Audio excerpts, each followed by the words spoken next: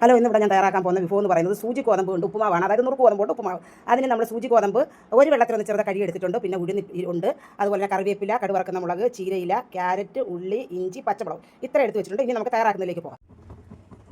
ചട്ടി ചൂടായിട്ടുണ്ട്. ഇതിലേക്ക് ഇനി കടുക് ഇട്ട് കൊടുക്കുകയാണ്. കടുക് പൊട്ടിയിട്ടുണ്ട്. ഇനി നമ്മൾ വറ്റൽമുളക് ഇട്ട് കൊടുക്കണം. വറ്റൽമുളക് റെഡി ആയിട്ടുണ്ട്. ഇനി ഉഴുന്ന് പരിപ്പ് ഇട്ട് കൊടുക്കണം. അതിന് മൂത്ത് വരട്ടെ. ബ്രൗൺ കളറായിട്ടുണ്ട് ഉഴുന്ന്. അപ്പോഴേക്ക് നമുക്ക് ക്യാരറ്റും ഉള്ളിയും ഇഞ്ചിയും പച്ചമുളകും എല്ലാം കൂടെ ചേർത്ത് കൊടുക്കാം. ചേർത്ത് കൊടുത്ത് വഴക്കാം. ഇതിലേക്ക് ഇനി നമ്മൾ ചീര, കറിവേപ്പില, പിന്നെ ഷുഗറുകാർ സ്ഥിരമായിട്ട് ക്യാരറ്റ് ഉപയോഗിക്കാതെ ഇല ഉപയോഗിക്കുന്നതാണ് നല്ലത്. പിന്നെ തേങ്ങ വേണമെങ്കിൽ നമുക്കിട്ട് കഴിക്കാൻ നേരത്ത് ഇടാം. അപ്പം അണ്ടിപ്പരിപ്പ് വറുത്ത് കോരി ഇടാം. എങ്ങനെ വേണമെങ്കിലും ഇത് രുചികരമായി കഴിക്കാവുന്ന രീതിയിൽ നമുക്ക് കഴിക്കാവുന്നതാണ്. നമുക്ക് ഈ പരുവം മതി. ഒരുപാട് മൂത്ത് പോകുമൊന്നും വേണ്ട. അതിലേക്ക് ആവശ്യത്തിന് വെള്ളം ഒഴിച്ചു കൊടുക്കണം. ഞാനൊരു 400 ഗ്രാം എടുത്തിട്ടുണ്ട്. അപ്പോൾ റവയ്ക്ക് നമ്മൾ 400 ഗ്രാം ഗോതമ്പ് കുതിർത്ത് വെച്ചിരിക്കുകയാണ്. അതുകൊണ്ട് അതിപ്പം നമ്മൾ കുതിർത്ത് വാരി വെച്ചതുകൊണ്ട് അത് ഇച്ചിരി കുതിർത്തിരിക്കുകയാണ്.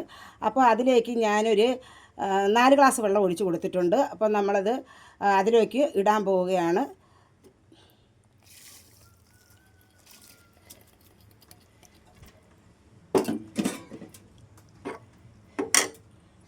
ആവശ്യത്തിന് ഉപ്പ് ആഡ് ചെയ്ത് കൊടുക്കണം. ഇനി നമുക്കിത് തീയിൽ ഇങ്ങനെ വേവിച്ചെടുക്കാം. ഇളക്കി വേവിച്ചെടുക്കാം.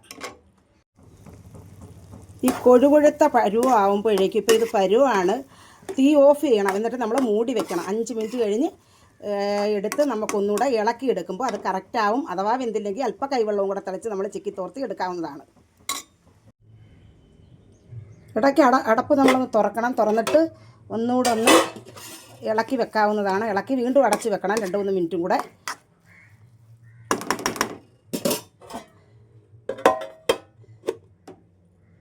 അടപ്പെടുത്തിട്ട്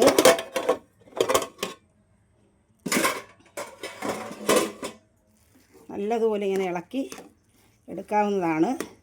ചെറിയ തീയിലിട്ട് ഇളക്കിയെടുക്കണം നമ്മൾ. അപ്പോൾ അത് കറക്റ്റിന് നമുക്ക് ഒന്നിൽ തൊടാത്ത രീതിയിൽ നമുക്ക് കിട്ടും. നമുക്കിനി അതിൽ ഇളക്കിയെടുക്കാം.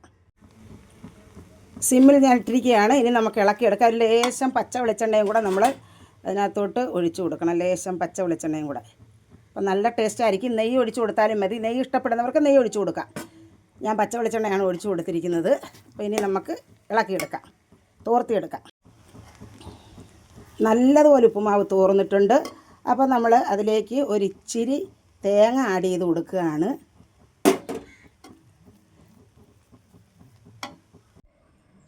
അപ്പോൾ നമ്മുടെ നുറുക്ക് ഗോതമ്പ് ഉപ്പുമാവ് റെഡി ആയിട്ടുണ്ട്. എല്ലാവർക്കും വെക്കാൻ അറിയാമെന്ന് എനിക്കറിയാം. എങ്കിലും ഞാൻ വെക്കുന്ന രീതിയാണ് കാണിച്ചത്. ഉഴുന്ന് വറുത്ത് കോരിയിട്ട് ലാസ്റ്റ് ഉഴുന്ന് ചേർക്കുന്നവരും ഉണ്ട്. എങ്ങനെ വേണമെങ്കിലും നമുക്ക് തയ്യാറാക്കിയെടുക്കാം. അസാധ്യ ടേസ്റ്റാണ്. വട്ടയിലയിൽ പൊതിഞ്ഞ് വെച്ച് കുറച്ച് കഴിയുമ്പോൾ എടുത്ത് കഴിക്കുമ്പോൾ നമുക്ക് സ്കൂളിൽ നിന്നും കിട്ടിയ ഉപ്പുമാവ്, വട്ടയിലയിൽ പൊതിയുന്ന ഉപ്പുമാവ് കഴിക്കുന്ന ഒരു രുചി കിട്ടും. അപ്പോൾ പിന്നെ ഇനി കാണും വരെയും ബായ്.